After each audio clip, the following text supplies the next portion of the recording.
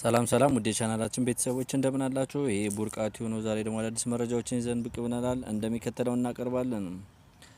የግብጽ መንግስት ኤርትራውያንን ማስወጣቱን ቀጥሏል። የኤርትራ ህዝብ በገዛ ሀገሩ በአምባገነኑ በኢሳያስ መንግስት የተነሳ ሲኦል ሆኖበት ከሀገሩ ሸሽቶ መሰደድ ከጀመረ ነው አመታትም አልፈዋል። ታዲያ በሄደበት ሀገር ሁሉ ኤርትራውያን ሲባል መልካም ስም አይነሳም። ስለዚህም በሄዱበት ሀገር የመባረር እድል እየገጠማቸውም በስራቸውምና በሀገራቸውም ላይ መኖር ስላልቻሉ እንከንም እየሆነባቸው ይገኛል። ይህም ኢሳያስ እንደ ጓዳ የሚመላለስባት ግብጽ የኤርትራን ዜጎች ከሀገሯ እያስወጣችም ይገኛል። ምክንያቱ ደግሞ በህገወጥ የሰዎች ዝውውር እና የገንዘብ ዝውውር የተነሳ ነው። በአሁኑ ሰዓት ኤርትራውያኑ እየታፈሱም ይገኛል። ታፍሰውም ወደ ሀገራቸው እየተላኩም ነው። ኢሳያስ በዚህ ጉዳይ ላይ መግለጫም አልሰጠም፣ ያለውም ነገር የለም። ምክንያቱም ኢሳያስ ስልጣኑን የሚወድ ነውና ለህዝቡም የሚጨነቅ አይደለም በማለት በብዙዎች ዘንድ ትችት እየቀረበበትም ይገኛል። ታዲያ ይህ ድርጊቱ አሁንም ላይ ትኩረትም ስቧል። ምን ሊሆን የሚለውም ሌላው ተጠባቂ ዜና ሆኗል። የሀገሪቱ ዜጎች ይህን ነገር እየሆነባቸውም ሀገራቸው ላይም ደግሞ መኖር አለመቻላቸው ተስፋ ቢስ እንዲሆኑ አድርጓቸዋል። ተመላሾችስ መዳረሻቸው እዛው ኤርትራ ይሆን ወይስ ሌላ ሀገር መፈለጋቸው ማማተራቸውን ይቀጥሉ ይሆን የሚለውም ይጠበቃል።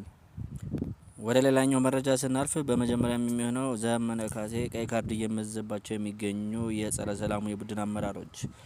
ዘመነ ካሴ በሄደበት ሁሉ የሚጠነስሰው ሴራ ቀድሞ እየተጋለጠበትም ይገኛል። በአማራ ክልል የትርምስ የጦር ቀጠና ያደረገው ነፍሰ ቀጭኑ ዘመነ ካሴ አማራን በሴራ ይገድላልም በሴራም ይሸጣል። በተለያዩ ጊዜያት ከእርሱ ጋር ወደ ጫካ የገቡ ከፍተኛ የሽፍታ አመራሮቹም በመግደልና በማሰር ሴራን ከዘመነ በላይ የተባለለትም ዘመነ ካሴ አሁን ላይ ለምግብ ኃይል ሲል መኳንንት ይፍሩንና መንግስቱ አማረንም ለመግደል ሌላ በሻዕቢያና በህወሓት የተጠና የሴራ ተልእኮም ተሰጥቶታል።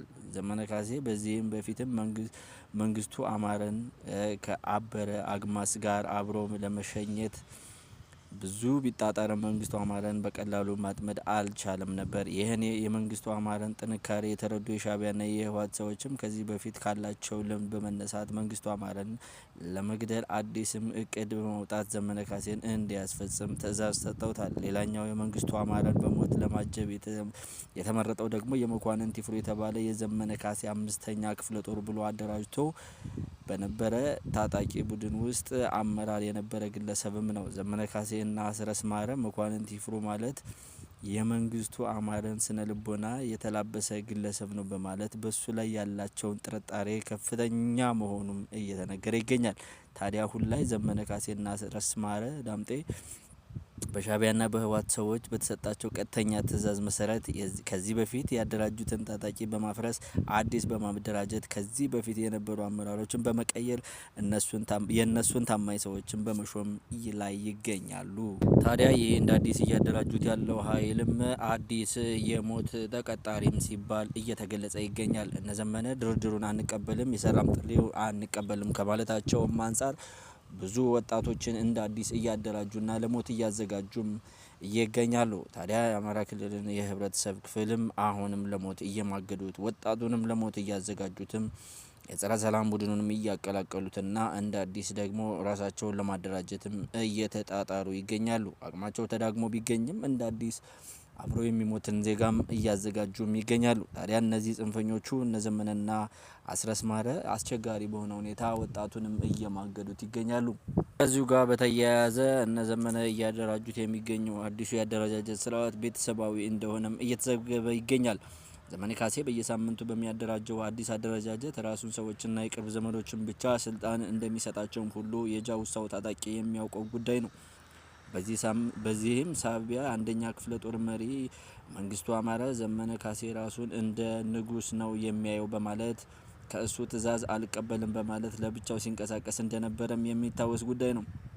እንዲሁም ዘመነ ካሴ አዲስ አደረጃጀት በሚል ሀሳብ የተማረረው ደግሞ የ5ኛ ክፍለ ጦር አዛዥ መኳንንት ይፍሩ ሲሆን እሱም ከዘመነ ካሴ ጋር አብረው የምታገለው ትግል የምሰራውም ስራ የለም በማለት ከነዘመነ ቡድን አፈንግጦ በመውጣት ለብቻውም እየተንቀሳቀሰ ይገኛል። በተጨማሪም ደግሞ አረንዛው ዳሞት ታጣቂዎችን የሚመራው ስመኘው እኔ ዘመነ ካሴ አይመራኝም በማለት ራሱን ቡድን ይዞ በመንቀሳቀስ ላይ ይገኛል። እነዚህ ታጣቂዎች የሚያቀርቡት ምክንያት አንደኛ ዘመነ ካሴ ትግሉን የመምራት ብቃትም ችሎታም የለውም ሲሉ፣ ሁለተኛ ደግሞ ዘመነ ካሴ አዲስ አደረጃጀት ይበል እንጂ ትግሉን የቤተሰብ ማህበርም አድርጎታል በማለትም ይናገራሉ።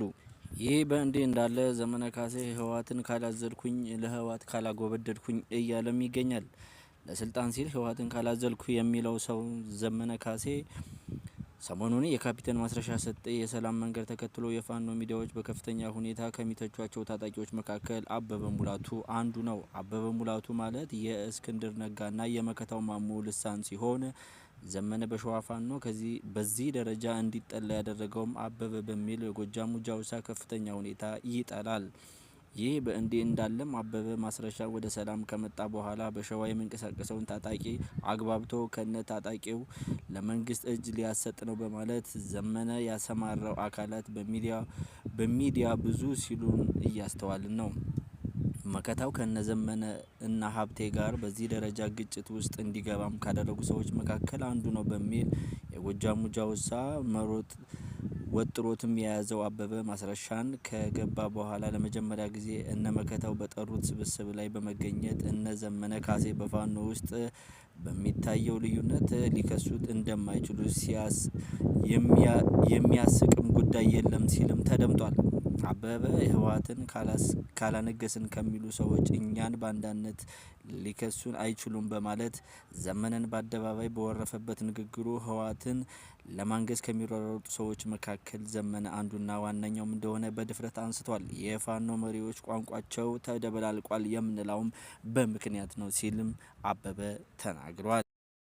ውድ የቻናላችን ቤተሰቦች የሰዓቱ መረጃዎች እንደዚህ ይመስላሉ። በሌላ መረጃ እስክንገናኝ መልካም ቆይታ። ሰብስክራይብ ማድረጋችሁ እንዳትረሱ።